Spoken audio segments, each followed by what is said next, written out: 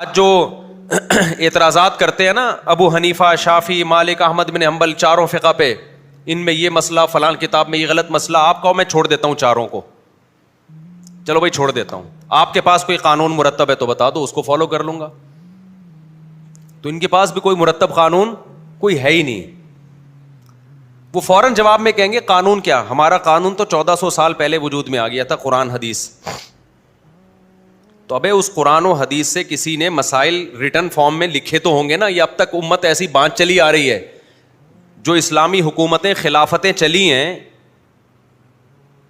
1200 سال 1300 سال اسلامی خلافتیں چلی ہیں، وہ کیا ریٹن لا کے بغیر چلی ہیں؟ یا جج کو اختیار تھا کہ بخاری مسلم میں دیکھ کے جب بھی کوئی کسی کے پاس کیس آتا ہے بخاری مسلم کی اسٹڈی کر کے اس کا فیصلہ حل کرتا ہے؟ کیا دنیا میں کوئی عدالت اس طرح چل سکتی ہے؟ ہمیشہ ریٹن میں ایک چیز ہوتی ہے بھائی، قرآن و حدیث میں غور و فکر کر کے ایک لا ریٹن فارم میں آ گیا. آپ جج کو دیکھو نا، جیسے ہی وکلا اور ججز آپس میں بحث کرتے ہیں تو جج فوراً، وکیل کیا کہتا ہے، فلاں کتاب قانون کی فلاں کتاب میں فلاں شق ہے، تو وہ متن پڑھتا ہے.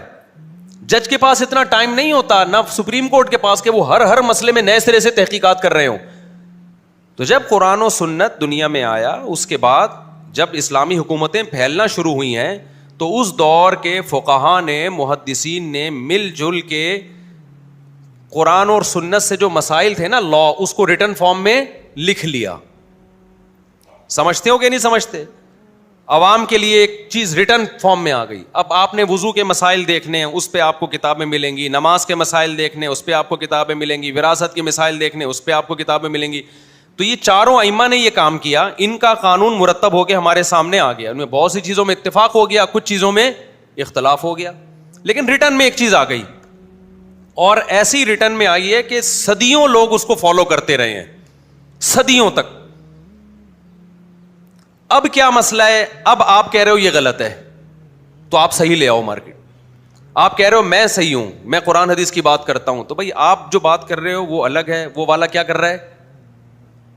وہ قرآن حدیث کی بات کر رہا ہے، وہ کیا ہے؟ وہ الگ ہے. وہ والا کر رہا ہے، الگ ہے. تو آپ مل جل کے قرآن حدیث کی روشنی میں اتفاق رائے سے ایک لا مرتب کیوں نہیں کر لیتے؟ اس کا جواب یہ ہوگا اب یہ پاسبل نہیں ہے، اتفاق ہوگا ہی نہیں. میں اہل حدیثوں کے خلاف نہیں ہوں، ان میں جو معتدل اہل حدیث ہیں وہ معتدل ہیں، وہ ان کے میں خلاف نہیں ہوں. لیکن ایک میرا بڑا اہم سوال ہے اہل حدیث حضرات سے. آپ نے ٹیلی ویژن میں دیکھا ہوگا، 2-3 مختلف مکاتب فکر کے لوگ بیٹھتے ہیں. اہل حدیث ہمیشہ ایک ہی بیٹھتے ہیں، دو نہیں بیٹھیں گے کبھی. کیوں؟ 2-4 مسائل کے علاوہ ان کا ہر مسئلے میں دوسرے سے کیا ہوگا؟ اختلاف ہوگا. کوئی ایک اہل حدیث عالم ایسا نہیں ہے جو اہل حدیث مکتبہ فکر کو کا نمائندہ ہو. آپ دیکھ لیں، کوئی ایک بھی نہیں ہے. کیونکہ وہ جو رائے پیش کریں گے نا، دوسرے اہل حدیث کی رائے قرآن و سنت کی روشنی میں اس کے خلاف، تیسرے کی اس کے خلاف، چوتھے کی اس کے خلاف. ابھی کچھ دن پہلے کے اہل حدیث عالم آئے تھے، مجھے بھی بڑی عزت دیتے ہیں، میں بھی ان کو بڑی عزت دیتا ہوں. میں نے ان سے کہا، میں نے کہا دیکھیں 4 مکاتب فکر ہے نا، قرآن و سنت کی روشنی میں 4 قانون کے متن ہیں جو مرتب ہو گئے اور صدیوں سے اس پہ لوگ چلتے آ رہے ہیں. ہمیں اس پہ اصرار نہیں ہے کہ لوگ ان 4 کو فالو کریں. ہم کہتے ہیں 5واں بھی ہو جائے تو کوئی حرج نہیں ہے وہ بھی قرآن و حدیث سے ہی ہوگا نا. تو آپ ایک 5واں فقہ مرتب کریں. آپ سمجھنے کہ نہیں سمجھنے؟ تاکہ ہمیں پتا ہو کہ یہ اہل حدیث مکتبہ فکر ہے اور یہ ان کی مخصوص کتابیں ہیں اور یہ ان کا لا ہے. تاکہ ہم کہیں بھائی جو ان 4 پہ نہیں چلنا چاہتا، چلو وہ اہل حدیث بن جائے، لیکن وہ پھر اس پہ چلے نا. جب وہ اہل حدیث بنتا ہے تو ادھر اہل حدیث کچھ اور، وہ والے اہل حدیث کچھ اور، وہ والے اہل حدیث کچھ اور. نتیجہ کیا نکلتا ہے؟ وہ ایک شخص کی تقلید پہ آ جاتا ہے.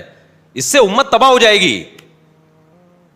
ہر شخص جب اپنے فلاں، وہ فلاں کو کا مقلد ہے، وہ فلاں کا مقلد ہے، وہ فلاں کا مقلد ہے، وہ فلاں کا مقلد ہے، تو یہ امت سمٹنے کے بجائے سمٹے گی یا مزید بکھرے گی؟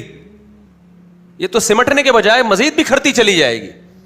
صرف طلاق کے مسائل میں ہی اہل حدیثوں کے اتنے سارے اقوال ہیں. بعض اہل حدیث کے نزدیک 1 طلاقیں 1 ہوتی ہیں. ہمارے یہاں جس نے طلاق دی وہ ان اہل حدیثوں سے جا کے فتویٰ لے کر آتا ہے جو 1 کو کیا کہتے ہیں؟ 1 کہتے ہیں. حالانکہ سارے اہل حدیث 1 نہیں کہتے. بعض اہل حدیث کہتے ہیں 1 کتنی ہوتی ہیں؟ 3 ہوتی ہیں. اب جو اہل حدیث 3 طلاقیں دے گا وہ اس اہل حدیث کو فالو نہیں کرے گا جو 3 کو 3 کہہ رہا ہے. حنفیوں میں پوری روئے زمین میں جہاں بھی جائیں گے 3 کتنی ہوں گی؟ حنفی کے پاس بھاگنے کا راستہ نہیں ہے, شافعی کے پاس بھاگنے کا راستہ نہیں ہے, مالکی کے پاس بھاگنے کا راستہ نہیں ہے, حنبلی کے پاس بھاگنے کا راستہ نہیں ہے. اہل حدیثوں کے پاس بھاگنے کا بہت راستہ ہے. وہ 3 کو 3 کہہ رہا ہے, چلو وہاں سے چلے جاؤ. وہ 3 کو کتنی کہے گا؟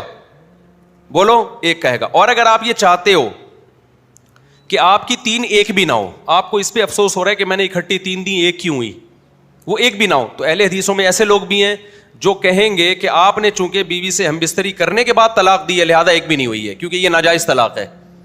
ایسے لوگ بھی ہیں.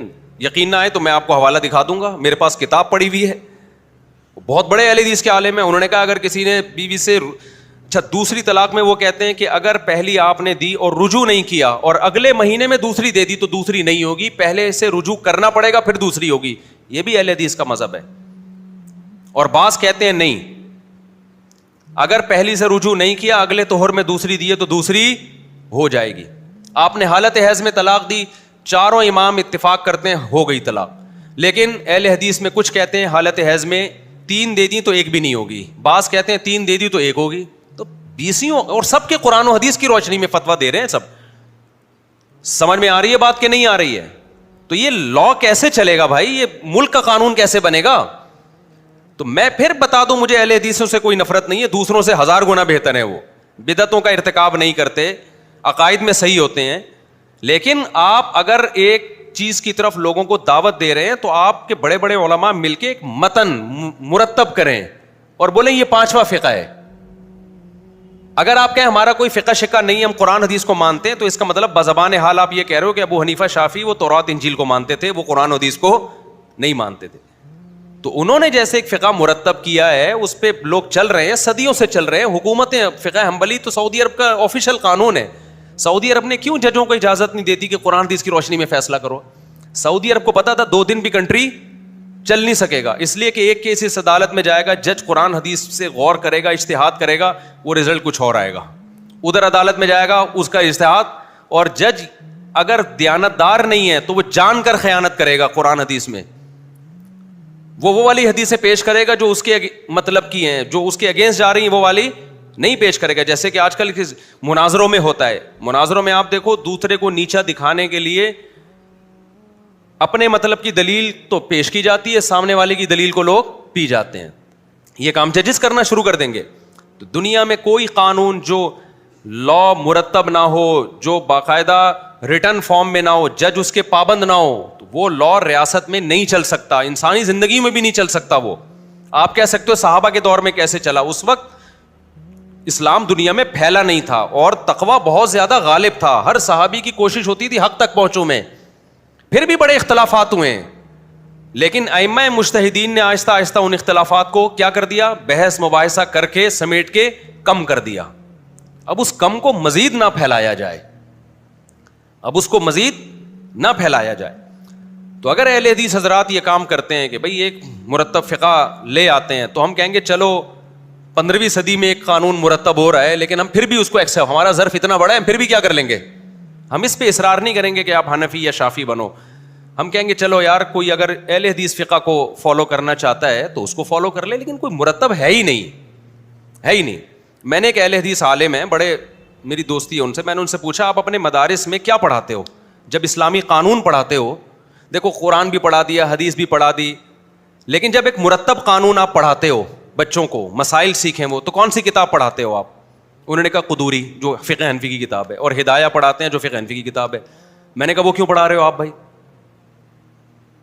تو انہوں نے کہا ہم تنقیدی نظر سے پڑھاتے ہیں. ہم کس طرح پڑھاتے ہیں؟ تنقیدی. یعنی قدوری کی ایک عبارت پڑھی, اس میں جو عیب تھا جو ان کی رائے میں کہ بھئی یہ قرآن و حدیث کے خلاف ہے, تو بتا دیا یہ خلاف ہے. میں نے کہا جب آپ طلباء کو ایک متن پڑھا رہے ہو, قانون پڑھا رہے ہو, وہ قانون ہی تنقیدی سے ہی شروع ہو رہا ہے, تو ساری زندگی اس کا کام کیڑے نکالنے کے علاوہ کچھ بھی نہیں ہوگا. دنیا میں کہیں بھی ایسا نہیں ہوتا کہ آپ کا اپنا کوئی سلیبس نہ ہو اور آپ اپنے مخالف کا سلیبس نصاب میں تنقیدی نظر سے پڑھانا شروع کر دو. یہ دنیا میں کہیں دیکھا آپ نے؟ میڈیکل سائنس کی وہ کتابیں پڑھائی جا رہی ہیں, فرض کریں ایک میڈیکل یونیورسٹی میں میڈیکل سائنس کی کتاب پڑھائی جا رہی ہے. کون سی کتاب پڑھائی جا رہی ہے؟ وہ کتاب جس سے آپ متفق نہیں ہیں. ٹھیک ہے نا. اب آپ ڈاکٹروں سے پوچھ رہے ہیں کہ پروفیسر سے پوچھ رہے ہیں سر یہ کتاب کو تو آپ مانتے ہی نہیں ہو, آپ یہ کیوں پڑھا رہے ہو ہمیں؟ تو وہ جواب میں کہیں تنقیدی نظر سے پڑھا رہا ہوں. تو آپ کہیں گے سر آپ پہلے وہ کتاب پڑھائیں جس پہ آپ کو تنقید نہ ہو, جس کو آپ صحیح سمجھتے ہو, پھر اس میں درمیان میں آپ تنقید کرتے رہیں کہ بھائی یہ اصل تو یہ ہے لیکن فلاں کتاب میں غلط لکھا ہوا ہے. میں سمجھا پا رہا ہوں اپنی بات؟ تو ہمارے اہل حدیث حضرات کو بھی چاہیے, اور میں دل سے کہہ رہا ہوں, میں اوپر سے نہیں کہہ رہا, کہ آپ ایک فقہ مرتب کریں. ہم نے جہاں 4 کے قائل ہوئے ہیں, ہم 5ویں کے بھی کیا ہو جائیں گے؟ قائل ہو جائیں گے کہ چلو یار یہ بھی جو اس کو فالو کرتے ہیں ہمیں اس پہ بھی کوئی اعتراض نہیں ہے. لیکن آپ یہ ٹھیکیدار بنو کہ ہم ہی ٹھیک ہیں باقی سارے کیا ہیں؟ غلط ہیں. ابو حنیفہ کو قرآن حدیث نہیں کو فالو کیا تھا, انہوں نے پتہ نہیں کیا فالو کیا تھا. یہ ایک بات دنیا مانے گی نہیں, اس لیے کہ 1400 سال سے تو اسی پہ عمل کرتے آ رہے ہیں لوگ. دنیا میں کہیں بھی جاؤ آپ کو یا حنفی ملیں گے یا شافی ملیں گے یا مالکی ملیں گے یا حنبلی ملیں گے, 5ویں کوئی چیز مارکیٹ میں نہیں ملے گی آپ کو. اور امت کبھی بھی گمراہی پہ جمع نہیں ہو سکتی. تو آپ قرآن حدیث کی روشنی میں ایک فقہ مرتب کریں. ہاں میں نے ان کو یہ بتایا کہ آپ قدوری ہدایہ نہ پڑھائیں, آپ اپنی ایک متن کی کتاب لکھیں اور اناؤنسمنٹ کریں کہ آج سے تمام دنیا بھر کے اہل حدیث جتنے بھی ہیں پوری دنیا میں, ان کا متن یہ ہے جس پہ تمام اہل حدیث کیا ہو گئے ہیں؟ متفق ہو گئے ہیں. ان کے دستخطوں ہوتا پتہ ہے کیا ہے؟ مثال کے طور پر آپ نے کتاب لکھ لی, دوسرے اہل حدیث اس کو مان نہیں رہے ہیں لیکن آپ نے اناؤنس کر دیا, تو یہ بھی غلط ہے نا, یہ بھی غلط ہے. آپ نے کتاب لکھی, تمام جو بڑے بڑے اہل حدیث ہیں ان کا اتفاق ہو گیا کہ اب یہ کتاب کیا ہے؟ ہمارے متن کا حصہ ہے یہ, اور یہ اسلامی لا ہے جو ہم نے قرآن حدیث کی ہمیں ان 4 فقہ پہ اعتماد نہیں تھا, یا جو ان کی صحیح باتیں ہمیں لگی ہم نے وہ لے کے ایک نیا نصاب مرتب کر دیا اور یہ ایک فقہ ہے, اب اس پہ آ جاؤ آپ لوگ. تو ہم کہیں گے ٹھیک ہے بھائی, یہ بھی قرآن حدیث کی روشنی میں مرتب ہوا, یہ بھی قرآن حدیث کی روشنی میں. اب آپ کی مرضی, جس آپ مجتہدین کو فالو کرتے ہو یا وہ نصاب جو 15ویں صدی میں مرتب ہو رہا ہے اس پہ آپ کو زیادہ اعتماد ہے, یا آپ جانو اور کون جانے؟ اللہ جانے. ہمیں اس پہ اعتراض, کیونکہ بیسک چیزیں تو سب کی ایک جیسی ہیں. اہل حدیث بھی تمام صحابہ کو مانتے ہیں, ہم بھی تمام صحابہ کو مانتے ہیں. اہل حدیث بھی تقدیر کے عقیدے کے قائل ہیں, ہم بھی کس کے قائل ہیں؟ منہ سے پھوٹنے میں کوئی گورنمنٹ نے پابندی, میرا خیال سوری غلط لفظ, منہ سے بولنے پر گورنمنٹ نے کوئی پابندی نہیں لگائی, اہل حدیثوں کے بھی نہیں لگائی, ہمارے بھی نہیں لگائی. تو اب آپ لوگ بھی بول لو نا. تو ہم بھائی یہ خدا کو وہ بھی مانتے ہیں. میں انڈیا کا ایک واقعہ بتاتا ہوں نا. ایک انڈیا میں ایک مولانا صاحب جیل میں تھے, تو وہ حنفی تھے, تو ان سے کسی ہندو نے آ کے نا تنزیہ پوچھا کہ یہ آپ کا اور اہل حدیثوں کا کیا فرق ہے. اب وہ بیوقوف ہوتے تو وہ کہتے ہیں اہل حدیث یوں کرتے ہیں, ہم یوں کرتے ہیں. تو کہتا ہے تم لوگ تو خود آپس میں اتنا لڑ رہے ہو. تو انہوں نے بڑا زبردست جواب دیا. وہ ہندو یہی چاہتا تھا کہ ان پھڈا سامنے لایا جائے نا. تو انہوں نے کہا کہ دیکھو وہ تھوڑا بہت اختلاف ہے, وہ رفع الیدین کرتے ہیں, ہم نہیں کرتے, لیکن ایک وہ بھی ایک خدا کو مانتے ہیں, ہزاروں کے ہم بھی قائل نہیں ہیں. یعنی اس بیسک چیز میں ہمارا ان سے کیا ہے؟ اتفاق. اصل تو مسئلہ یہ رفع الیدین نہیں ہے, اصل تو یہ کہ تم جو ہزاروں خداؤں کو تم نے بھگوان بنایا ہوا ہے, خدا بنایا ہوا ہے, اتنے بے وقوف وہ بھی نہیں ہے کہ ایک خدا کو چھوڑ کر ہزاروں کو, اور ہم بھی اتنے بے وقوف نہیں ہیں. تو اصل آؤ اس ٹاپک پہ آؤ. تو ہندو چلا گیا. تو بیسک چیزیں تو سب کی متفق ہیں نا. ایک خدا کو ہم بھی مانتے ہیں, وہ بھی ایک خدا کو. ختم نبوت کے ہم بھی قائل ہیں, وہ بھی قائل ہیں, اور ختم نبوت پہ سب نے مل کے محنت کی ہے. ابھی جو بل پاس ہوا ہے الحمدللہ, یہ صحابہ کرام کی جو کی توہین نہیں کر سکے گا کوئی بھی پاکستان میں. تو اس میں اہل حدیث, خاص طور پہ مولانا احتشام صاحب کا تو میں شکریہ ادا کرتا ہوں, احتشام الہی ظہیر صاحب کا. ان کی بھی بڑی اس میں ایفرٹس ہیں, جو اہل حدیث کے بڑے عالم ہیں, اور بھی دوسرے ہر طرح کے تمام مکاتب فکر کی اس میں کوشش ہے. تو صحابہ کو ہم بھی مانتے ہیں, وہ بھی مانتے ہیں, 5 نمازوں کے ہم بھی قائل ہیں, وہ بھی قائل ہیں, اور اللہ بھلا کرے تقدیر کا عقیدہ ہم بھی مانتے ہیں, وہ بھی مانتے ہیں, جنت جہنم کو ہم بھی مانتے ہیں, وہ بھی مانتے ہیں, قبر کا عذاب ہم بھی مانتے ہیں, وہ بھی مانتے ہیں, حیات عیسیٰ کہ عیسیٰ علیہ السلام قرب قیامت میں نازل ہوں گے, وہ بھی مانتے ہیں, ہم بھی مانتے ہیں, حضرت مہدی کا ظہور, یاجوج ماجوج جو قیامت کی علامتیں ہیں وہ بھی مانتے ہیں, ہم بھی مانتے ہیں, اور اللہ آپ کا بھلا کرے حج کو وہ بھی مانتے ہیں, ہم بھی مانتے ہیں. حج دونوں کا ایک ہی تاریخ پہ ہوتا ہے کہ نہیں ہوتا؟ ان کا حج بھی میرے بھائی 9 ذی الحجہ کو ہوتا ہے, ہمارا والا بھی 9 ذی الحجہ. قربانی 10 دن, وہ بھی 10ویں دن قربانی کرتے ہیں. کچھ ان میں قائل ہیں جو چوتھے دن بھی کرتے ہیں, لیکن میجورٹی میرا خیال ہے اس کی قائل نہیں ہے. تو 3 دن تک تو سبھی قائل ہیں نا قربانی کے, وہ بھی قائل ہیں, ہم بھی قائل ہیں, اور اللہ بھلا کرے وراثت سب کی ایک جیسی ہے نا. ایسا تو نہیں ہے کہ اہل حدیث کہیں بیوہ کا اتنا حصہ, ہم کہیں نہیں اتنا تھوڑا بڑھا دو, ایسا بھی نہیں ہے. تو ساری چیزیں مل ملا کے ٹانگیں تھوڑی وہ زیادہ چوڑی کرتے ہیں, ہم تھوڑی سی پتلی کر لیتے ہیں. کیا کیا ہے تو اس لیے میں ان کو اہل سنت والجماعت سے خارج نہیں سمجھتا. بعض لوگ جو کہتے ہیں اہل حدیث اہل سنت سے، یہ بالکل غلط ہے، یہ غلو ہے، مبالغہ ہے. ایک صاحب نے تو بہت حد کر دی کہ ایک ہاتھ سے مصافحہ جائز نہیں ہے. میں نے کہا کیوں جائز نہیں ہے؟ کہتے ہیں اہل حدیث کا شعار ہے یہ ایک ہاتھ سے. ہم تو کہتے ہیں بہتر ہے 2 ہاتھ سے کرو. تو میں نے کہا اہل حدیث کے شعار کی وجہ سے ایک ہاتھ سے مصافحے کو حرام کہہ دینا، کوئی کافر تو ہندو تھوڑی ہے جس سے مشابہت حرام ہو بھائی. تو کچھ غلو ادھر سے بھی ہوتا ہے، لیکن ادھر سے بھی تباہ کے غلو ہوتا ہے. کچھ اہل حدیث ہیں میرے پیچھے نماز نہیں پڑھتے، بولتے ہیں یہ رفع الیدین نہیں کرتا لہٰذا اس کی نماز نہیں ہوتی. بعض نے تو کہا یہ کافر ہے کیونکہ حدیث چھوڑ کر ابو حنیفہ کو فالو کر رہا ہے، اس کی رائے ہے تو نماز ہی نہیں پڑھتا. تو وہ غالیوں کی میں بات نہیں کر رہا، وہ تو ادھر بھی ہیں اور ادھر بھی ہیں. میں معتدل لوگوں کی بات کر رہا ہوں. تو میں معتدل علماء سے ہی مخاطب ہوں اہل حدیث کے کہ آپ ایک فقہ باقاعدہ مرتب کر لیں، کیونکہ اختلاف بہت زیادہ ہے. یہ جب تک ختم نہیں ہوگا جب تک ریٹن فارم میں مرتب نہیں ہوگا. اور پھر آپ کا مفتی اس متن کا پابند ہوگا کہ اس پہ فتویٰ دے. اس کی میں ایک مثال دیتا ہوں. دیکھو ہم جب فتویٰ دیتے ہیں نا، قرآن حدیث میں ہر آدمی کی اپنی تحقیق ہوتی ہے، لیکن ہم پابند ہوتے ہیں کہ جو 1400 سال سے ریسرچ چلی آ رہی ہے، آپ نے کوئی نئی ریسرچ مارکیٹ میں نہیں لانی ہے، آپ اس کے پابند ہیں، اسی پہ فتویٰ دیں. آپ اگر آپ نے اس سے ہٹنا ہے تو پھر علماء کا پورا پینل بیٹھے گا، غور و فکر ہوگا، اس کے بعد اس کے خلاف فتویٰ دیا جائے گا. جیسے کہ ایسا بھی ہوا ہے، اگر ہم اندھے مقلد ہوتے تو بہت سے مسائل میں ہم فقہ حنفی کو چھوڑتے نہیں. چھوڑا ہے بہت سے مسائل میں، لیکن ایسا نہیں ہے کہ ایک بندہ وہاں سے اٹھا اس نے چھوڑ دیا، وہاں سے اٹھا، بلکہ باقاعدہ علماء کا پینل بیٹھا ہے، بحث مباحثہ ہوا ہے کہ بھائی یہ فتویٰ چلنے کے قابل نہیں ہے. مارکیٹ میں زمانہ تبدیل ہو چکا ہے، اس کے لحاظ سے بعض مسائل چینج ہو جاتے ہیں، تو اس میں پھر دوسرے فقہ پہ فتویٰ دیا گیا.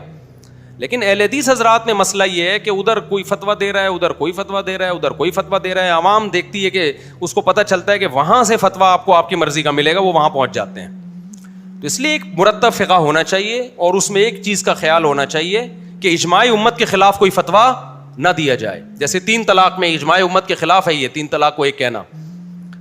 بہت زیادہ اس میں یہ کر لیا جائے کہ متن میں کوئی ایسی چیز نہیں آئے گی جو اجماع امت کے خلاف ہوگی. اگر کسی نے فتویٰ دینا تو اپنی ذاتی رائے ہوگی اس کی، وہ اپنے بند کمرے میں اپنے دارالفتہ میں دے. جو اہل حدیث متن تیار کریں گے اس میں اجماع امت کے خلاف کوئی مسئلہ نہیں آئے گا، یہ اس کو پہلے پابند کر دیا جائے تو پھر ہم اس کو بھی قبول کر لیں گے. لیکن کچھ ہو تو نا، ابھی مسئلہ کچھ سفر میں اتنا زیادہ ہے کہ وہ کہہ رہے ہیں 78 کلومیٹر پہ قصر شروع ہوتی ہے، دوسرا کہہ رہے ہیں. ہمارے ایک جاننے والے اہل حدیث، ان کو پشاور میں ایک گھر سے دوسرے گھر جانا تھا، وہاں انہوں نے قصر کرنا شروع کر دی. ابے بھائی آپ سفر کہاں کر رہے ہیں؟ میں یہاں سے وہاں جا رہا ہوں نا، سفر ہے یہ میں مذاق نہیں کر رہا.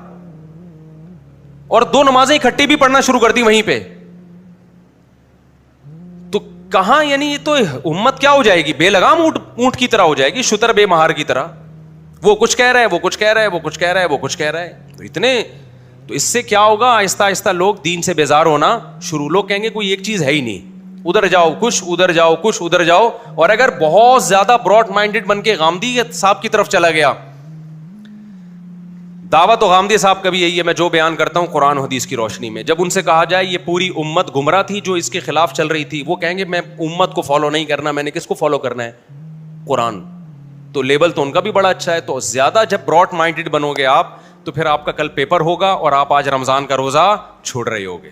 اور اجتہاد یہ ہوگا کہ قرآن حدیث کی روشنی میں نبی صلی اللہ علیہ وسلم نے سفر میں چونکہ روزہ توڑا ہے، جہاد کا سفر تھا تو وہ بھی ضرورت تھی، تو یہ بھی ایک دنیا مسافر خانہ ہے. اور یہاں بھی یہ بھی بڑا جہاد ہے. آپ سی اے کا آخری پیپر چل رہا ہے آپ کا، اگر آپ فیل ہو گئے تو اگلے سیمسٹر میں بھاری بھرکم فیسیں ادا کرنی پڑیں گی اور ملک ترقی میں پیچھے چلا جائے گا. تو لہٰذا آپ کا کل پیپر ہے تو آپ روزہ توڑ لیں. تو اجتہاد تو یہ بھی ہے میرے بھائی، لیبل تو یہاں بھی ہے، اور کوئی نہ کوئی نص کا حدیث کا حوالہ تو محترم بھی دیتے ہیں. موسیقی بھی سب جائز ہو گئی اور سب کچھ، تو ریفرنسز سب کے پاس ہوتے ہیں. تو ایک امت ایسے بے لگام اونٹ کی طرح امت کا برباد ہوگی نا کہ آپ کی سوچ ہے. اور یہاں زیادہ نہیں مسائل ہو رہے، غیر مسلموں کے لیے مسائل زیادہ ہو رہے ہیں. دیکھو پہلے جب کوئی غیر مسلم مسلمان ہوتا تھا، واریت کی بھیٹ نہیں چڑھتا تھا. وہ جس ملک میں جو فقہ رائج ہوتا نا، غیر مسلم اسی فقہ میں داخل ہوتا تھا. جیسے بر صغیر میں جب اسلام آیا تو فقہ حنفی کی شکل میں آیا. یہاں جتنے ہندو مسلمان ہوئے، جتنے عیسائی مسلمان ہوئے، ڈائریکٹ فقہ حنفی کو انہوں نے فالو کرنا شروع کر دیا. کلمہ نبی کا پڑھا انہوں نے، لیکن اسلامی قانون جو مرتب تھا وہ فقہ حنفی تھا، تو اس کو فالو کرنا شروع کر دیا انہوں نے کہ بھائی سب یہاں پر علماء بھی حنفی ہیں، سب لوگ ہیں، تو چلو اس کو. کوئی فرقہ واریت ہوئی؟ اس کو علماء نے بتا دیا کہ اگر تم ملیشیا جاتے ہو وہاں شافعی ہیں وہ بھی برحق ہیں, تو ان پہ اعتراض نہ کرنا. اس نے کہا ٹھیک ہے بھائی, چاروں مکاتب فکر ہیں, سب کی اپنی اپنی ریسرچ ہے, اور یہ اختلاف صحابہ کرام میں بھی تھے, نبی نے اس کو باقی رکھا, ختم نہیں کیا, تو ٹھیک ہے. مسئلہ آسانی سے حل ہو گیا کہ نہیں ہو گیا؟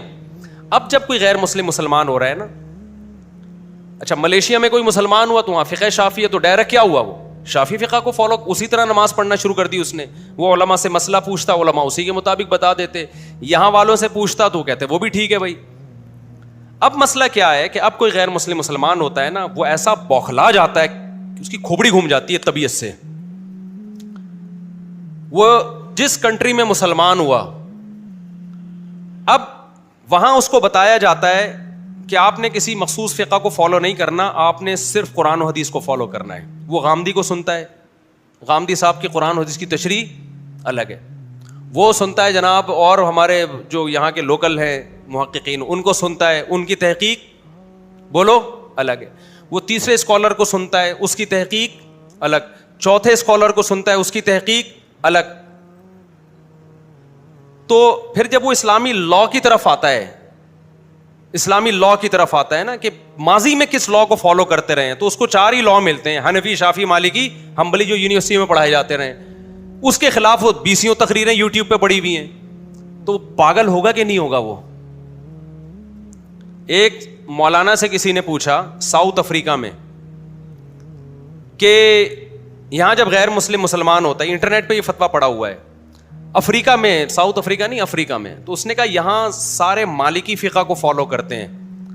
تو جب ایک غیر مسلم مسلمان ہوتا ہے تو کیا وہ فقہ مالکی کو ڈائریکٹ فالو کر سکتا ہے؟ اب وہ چونکہ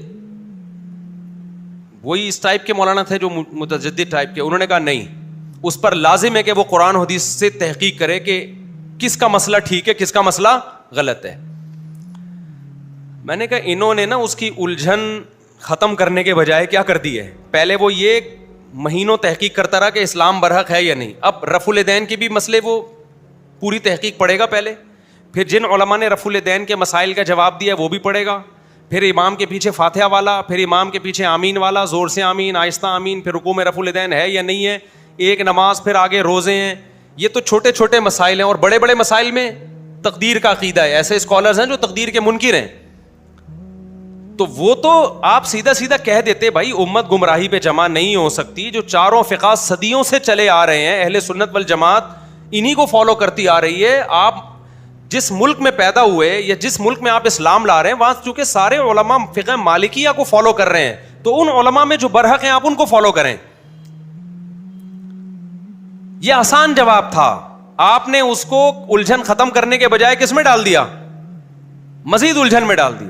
بعض دفعہ جب مفتی کو جواب نہیں آتا نا, تو سوال پوچھنے والے کے کوئی سوال میں الجھا دیتا ہے وہ, تو دیکھنے میں لگتا ہے کہ یہ مسئلہ حل کر رہا ہے, حالانکہ مسئلہ حل نہیں کر رہا ہوتا, وہ مسئلہ اس کے لیے بڑھا رہا ہوتا ہے. ایک مثال دیتا ہوں میں. ایک گاؤں میں ایک مفتی صاحب گئے, ان کو آتا باتا کچھ نہیں تھا, وہ مفتی تھے نہیں, پڑھا بڑا تھا نہیں انہوں نے. اب لوگ مسائل پوچھنے کے لیے آتے ہیں, ان کو جواب نہیں آتا, تو انہوں نے کیا کیا کہ اپنے استاد سے مشورہ کیا کہ حضور میں نے تو مدرسے میں بنٹے کھیلتا رہا ہوں, مجھے آتا واتا تو کچھ ہے نہیں, اب لوگ مسائل پوچھنے کے لیے آتے ہیں تو میں کیا کروں. تو انہوں نے کہا کہ بھائی دیکھو سائل کو الجھا دو. اب دیکھو جو افریقہ سے جس سائل نے سوال پوچھا تھا نا کہ غیر مسلم مسلمان ہو رہا ہے تو وہ کنفیوز ہے, تو اس نے تو یہی کنفیوژن تو پیش کی تھی کہ صحیح کون ہے غلط کون ہے. اس کی تو اس کو قرآن حدیث ہی سے لگ رہا تھا, کبھی یہ وہ صحیح لگ رہا ہے, کبھی اس کی تو کنفیوژن یہی تھی, اور آپ نے اسی کنفیوژن پہ اور اسٹیمپ لگا دی کہ یہی کرنا ہے تم نے. تو کنفیوژن ختم ہوئی یا بڑھ گئی اس کی؟ اس کا حل یہ تھا بھائی امت گمراہی پہ جمع نہیں ہو سکتی.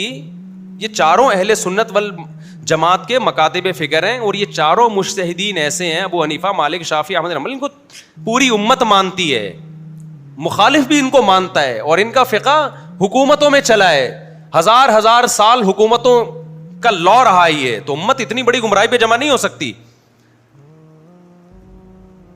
تو آپ نے کیا کیا, بجائے اس کا مسئلہ حل کرنے کے اس کو اور زیادہ کنفیوژن میں ڈال دیا. تو اس کی میں ایک گاؤں کی مثال دے رہا تھا. ایک مولانا صاحب علم نہیں تھا ان کے پاس, وہ گاؤں دیہات میں گئے, تو اب کوئی بندہ مسئلہ پوچھنے کے لیے آ رہا ہے, نماز میں ایسا ہوگا کہ نہیں ہوگا, وہ ہر چیز میں شک.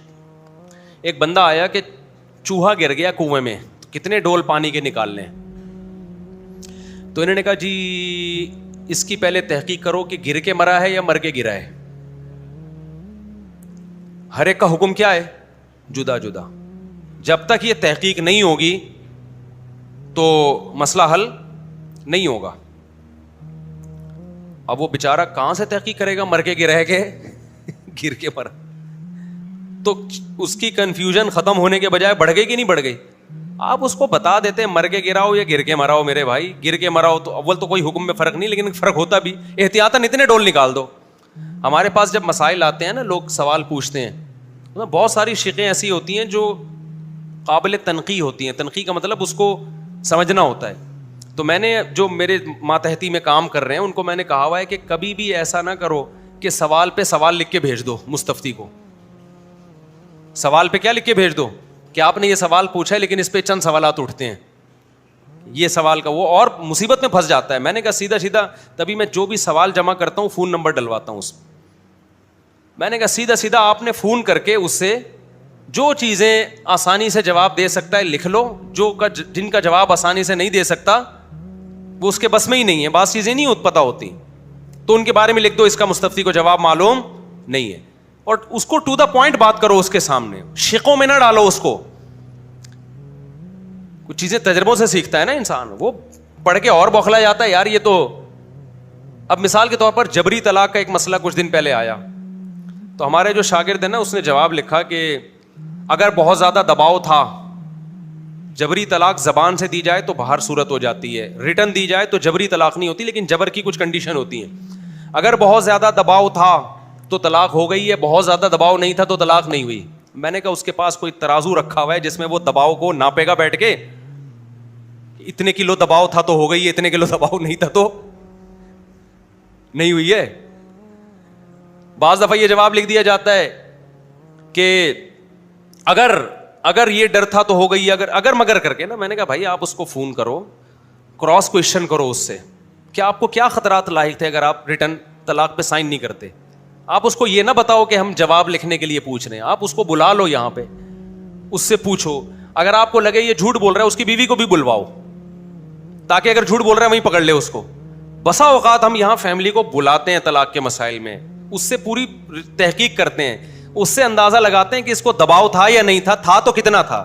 تو پھر جواب یہ لکھا جاتا ہے کہ چونکہ سائل کو اتنا دباؤ تھا اور اس کو جان کا خوف تھا, اور واقعی ہم نے جو تحقیق کی اس سے لگتا ہے کہ واقعی اس کو خوف تھا, لہذا طلاق واقع نہیں ہوئی. اور بعض دفعہ یہ ہوتا ہے کہ سائل پھینک رہا ہے, اس کو کوئی دباؤ نہیں تھا, بس بہو کیا کسی نے اور اس نے سائن کر دی, اس کو کہہ رہا ہے دباؤ تھا. صحیح ہے نا, یہ بھی اس کو بھی لوگ دباؤ سمجھتے ہیں.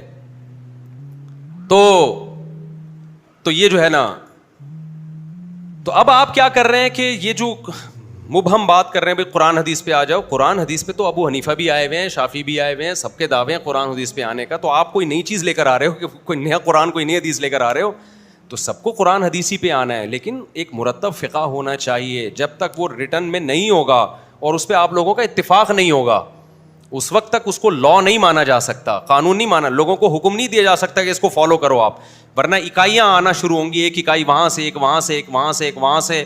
تو ان اکائیوں کی بھیٹ عوام کو نہیں چڑھایا جا سکتا. عوام ایک پراپر لا کو فالو کرے گی, تبھی آپ حنفیہ یا شافعیہ میں دیکھ لیں, پوری دنیا میں جہاں بھی جائیں گے آپ کو ایک فتویٰ ملے گا. پوری دنیا میں جہاں سے بھی آپ شام کے حنفی علماء سے فتویٰ لیں ایک ملے گا, یہاں سے فتویٰ لیں انڈیا سے لیں وہی ملے گا, آپ بنوری ٹاؤن سے لیں وہی ملے گا, جامع الرشید سے لیں وہی ملے گا, پنجاب سے لیں وہی ملے گا, ترکی میں دارالفتہ میں لیں وہی ملے گا. الا یہ کہ جدید مسائل, وہ جدید مسائل ہیں ان میں اختلاف ہوتا ہے, قدیم تو پہلے طے ہو چکے ہیں سارے. اب اس میں نئے سرے سے عوام کو ڈالنا, اس سے امت میں بجائے اتفاق کے کیا ہوگا,